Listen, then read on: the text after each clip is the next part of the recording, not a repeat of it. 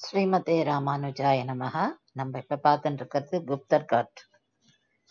அயோத்தியால நிறைய இடங்கள் இருக்கு பார்க்கறதுக்கு. நிறைய கோவில்கள் இருக்கு. ராமர் வாழ்ந்த இடங்கள் நிறைய இருக்கு. அதெல்லாம் பார்க்கலாம். அதுல முக்கியமான இடம் இது குப்தர் காட். இது சரையு கரையில இருக்கு.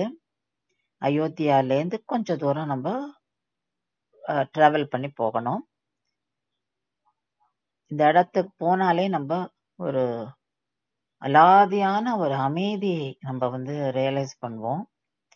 இந்த டிரான்குலிட்டி அப்படின்னு சொல்லுவா இல்லையா, அதை இங்க நம்ம பரிபூர்ணமா உணர்வோம். இதோட இந்த செரீன் அட்மாஸ்பியர் நம்மள அப்படியே ஒரு ஆழ்ந்த அப்படியே ஒரு மயக்கத்துக்கு எடுத்துன்னு போயிடும். அதாவது நம்மள அப்படியே ஒரு பக்தி பரவசத்துல கொண்டு போகும் இந்த இடம். ஏன்னா இந்த இடம் ராமர் சம்பந்தப்பட்டது. This place holds immense religious significance. ஸ்ரீராமர் தன்னுடைய அவதாரம் முடிச்சதுக்கு அப்புறம்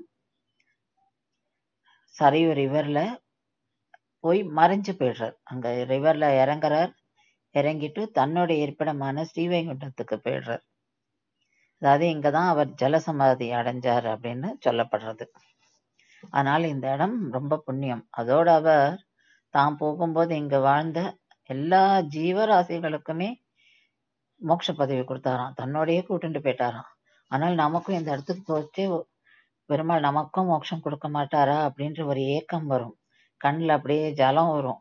அந்த மாதிரியான ஒரு இடம் இது. It carries a profound spiritual energy. இங்க சாண்டிங் நடக்கும், ப்ரேயர்ஸ் நடக்கும். பக்தர்கள் அங்க இருக்கிற படிகள்ல இறங்கி சரையு ரிவர்ல புனித ஸ்நானம் பண்ணுவா.